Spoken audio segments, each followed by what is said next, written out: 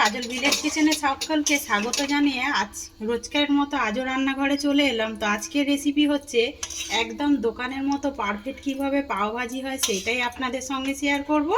তার জন্য প্লিজ প্রথম থেকে লাস্ট পর্যন্ত ভিডিওটি দেখতে থাকুন। একদম দারুণ একটি রেসিপি আর খুব কম সময়ের মধ্যে বাড়িতে থাকা কিছু উপকরণ দিয়ে এই টিফিনটি কিন্তু রেডি হয়ে যায়। তো চলুন তাহলে শুরু করা যাক। মশলাটা আগে করে নেওয়া যাক। তো তার জন্য কড়া আমি গরম হতে বসিয়ে দিয়েছি। তো দেখুন এখানে আমি নিয়েছি এখানে মৌরি নিয়েছি, তেজপাতা নিয়েছি, ডালচিনি এখানে নিয়েছি, আমি এখানে ধনে নিয়েছি কয়েকটা, আমি এখানে নিয়েছি গোলমরিচ, জিরে, আর এখানে ডালচিনি, লবঙ্গ, এলাচ, আর এখানে কয়েকটা শুকনো লঙ্কা নিয়েছি। এইগুলোকে আমি শুকনো খোলায় আগে ভালো করে ভেজে নেব। তো এমনভাবে ভাজতে হবে যাতে করে না একদম মানে মশলাটা পুড়ে যায়, তাহলে কিন্তু মশলাটা তেতো হয়ে যাবে, এর স্বাদ কিন্তু পাওয়া যাবে না।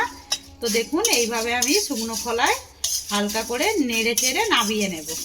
তো ততক্ষণে এইদিকে মশলাটা আমি হালকাভাবে একটু নাড়াচাড়া করে নিই। এদিকে দেখুন একটা প্রেসার কুকার নিয়েছি, এখানে কিছু সবজি নিয়েছি আমি, এখানে নিয়েছি আমি গাজর, আলু, ফুলকপি, আর এখানে একটা বিট নিয়েছি।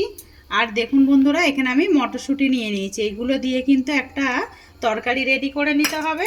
তো এই তরকারির জন্য আমি এবারে এই সবজিগুলোকে আমি এর মধ্যে দিয়ে দেব। তো আমি ফুলকপিটাকে আলাদা সিদ্ধ করব, ফুলকপির একটা আলাদা গন্ধ থাকে যাতে না সব মশলার সঙ্গে কিন্তু মানে সবজির সঙ্গে মিশে যায়, তার জন্য আমি ফুলকপি আর এই কড়াইশুঁটিটাকে আমি আলাদা সিদ্ধ করব। তো এর মধ্যে এবারে দিয়ে দেব জল।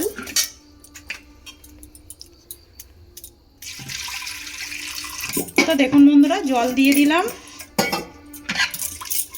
জলের মধ্যে দিয়ে দেব আমি হলুদ গুঁড়ো,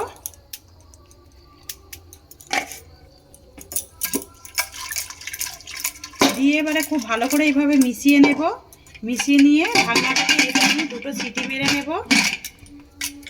তো দেখুন বন্ধুরা আমি বেশ মশলাটাকে কিন্তু ভেজে নিয়েছি, আর বেশি এর থেকে লাল মানে পুড়িয়ে ফেলবো না, এরকমই ভেজে নেব, মানে গুঁড়িয়ে নেব, নাবিয়ে নিচ্ছি। এটাকে বসিয়ে দিয়েছি, কড়ার মধ্যে দিয়ে দেব জল।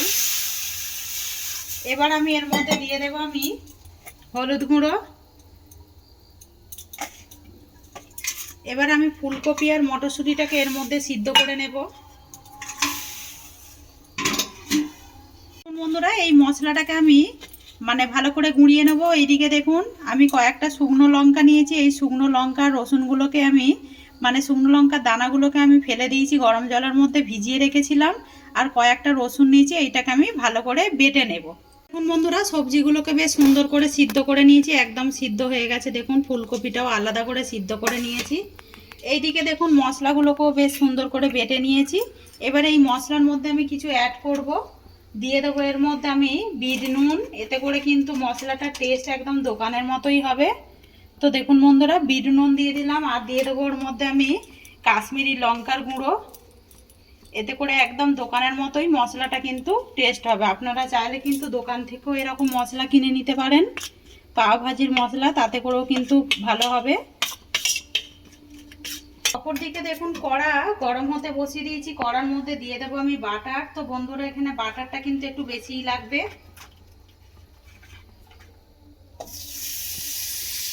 ওর মধ্যে দিয়ে দেবো আমি সাদা তেল।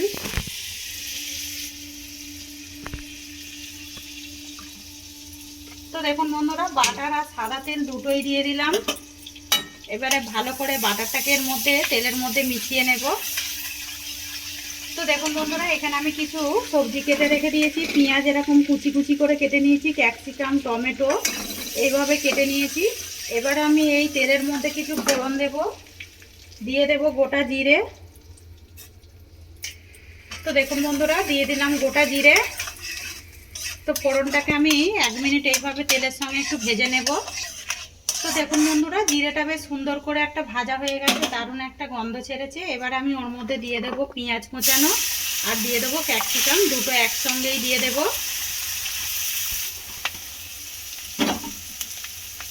তো দিয়ে এইটাকে বন্ধুরা ভালো করে একটু ভেজে নেব। তো দেখুন বন্ধুরা পেঁয়াজ আর ক্যাপসিকামটা কিন্তু একদম সুন্দরভাবে ভাজা হয়ে গেছে, নরম হয়ে গেছে অনেকটা। এবার আমি এর মধ্যে দিয়ে দেব টমেটো, কেটে রাখা টমেটো দিয়ে দেব। তো টমেটোটাকেও দিয়ে আমি একটু এর মধ্যে ভেজে নেব, যাতে কাঁচা একটা গন্ধ থাকে ওইটা যেন চলে যায়। তো দেখুন বন্ধুরা, সবজিগুলো বেশ সুন্দর করে কিন্তু ফোড়নের সঙ্গে ভাজা হয়ে গেছে, মানে টমেটো, ক্যাপসিকাম এগুলো সব কিছু ভাজা হয়ে গেছে। এবার আমি এর মধ্যে যেইগুলো সিদ্ধ করে রেখেছিলাম এই সবজিগুলোকে আমি এর মধ্যে দিয়ে দেব। এবারে এতে একে একে কিছু উপকরণ দেব। তো দিয়ে দেবো এখানে মশলা বেটে রাখা, ওই যে মশলা, রসুন আর শুকনো লঙ্কাটা দিয়ে দিলাম। দিয়ে আমি খুব ভালো করে এইভাবে ভেজে নেব মশলাটা সবজির সঙ্গে, তাতে করে একটা কাঁচা গন্ধ থাকে ওইটা যেন চলে যায় রসুনের। তারপরে আমি দেখাচ্ছি এর মধ্যে কি কি সবজি দেব আর কিভাবে তরকারিটা আমি রেডি করব। তো দেখুন বন্ধুরা, মশলাটাকে বেশ সুন্দর করে কিন্তু ভেজে নিয়েছি, একটা কাঁচা গন্ধ থাকে যে ওইটা কিন্তু চলে গেছে। এবার আমি এর মধ্যে একে একে কিছু উপকরণ দেব। দিয়ে দেবো ওর মধ্যে কাঁচা লঙ্কা বাটা, এটা ঝালের জন্য দিচ্ছি। এবার আমি এখানে দিয়ে দেবো কাশ্মীরি লঙ্কার গুঁড়ো। তো দেখুন বন্ধুরা, কাশ্মীরি লঙ্কার গুঁড়োটা দেবার কারণ হচ্ছে এটা একটা সুন্দর রং হবার জন্য তরকারিটা। ওরা তো অনেকটা কালার দেয়, লাল কালার। এবার আমি এর মধ্যে দিয়ে দেবো ধনেপাতা কোচানো, আর এর মধ্যে দিয়ে দেবো এবারে ভাজা মশলা, মানে যেইটা আমি ভেজে রেখেছিলাম। দিয়ে দেবো এর মধ্যে স্বাদ মতো লবণ বা মাপ মতো লবণ। দিয়ে এবারে সমস্ত উপকরণগুলোকে একসঙ্গে মিশিয়ে নিতে হবে। এইভাবে মিশিয়ে নিয়ে এবার আমি এগুলোকে খুব ভালো করে ম্যাশ করে দেব, যাতে না গোটা গোটা রয়ে যায়। তো দেখুন বন্ধুরা, এইভাবে আমি খুব ভালো করে কিন্তু এটাকে ম্যাশ করে দিলাম। এবার আমি এর মধ্যে অল্প একটু জল অ্যাড করব, একদম খুবই সামান্য একটু জল দেব।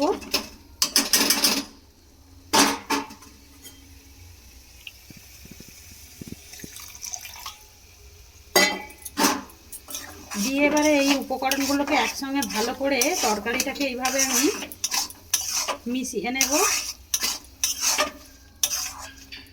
এখন বন্ধুরা, আমার কাছে এই রুটিটাই দোকান থেকে ছিল, এনেছিল, আমি এইটাই আজকে করে দেখাচ্ছি। তো এবার আমি এই রুটিটাকে ঠিক এইভাবে কেটে নেব,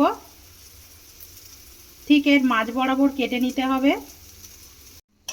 তো দেখুন বন্ধুরা, একদম পাও ভাজির জন্য তরকারিটা একদম রেডি হয়ে গেছে। তো দেখুন কতটা সুন্দর হয়েছে। এবারে আমি তরকারিটাকে সাইডে নামিয়ে দেব। এর মধ্যে একটা ননস্টিকের তাওয়া গরম হতে বসিয়ে দিলাম।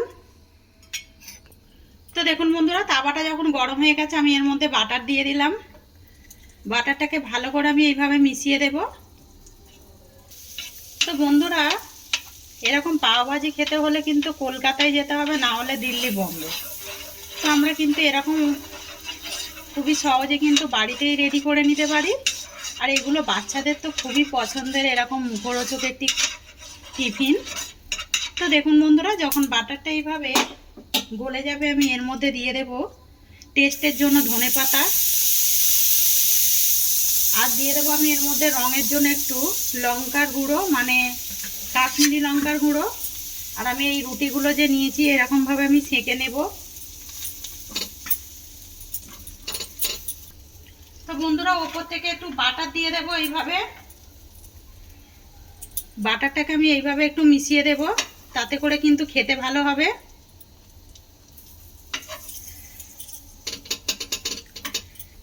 তো দেখুন বন্ধুরা, এইভাবে আমি ভেজে নেব, নিয়ে আমি এটাকে উল্টে দেব। তো খালি এরকম দু পিঠ জাস্ট সেঁকে নিতে হবে খুব ভালো করে। তো দেখুন,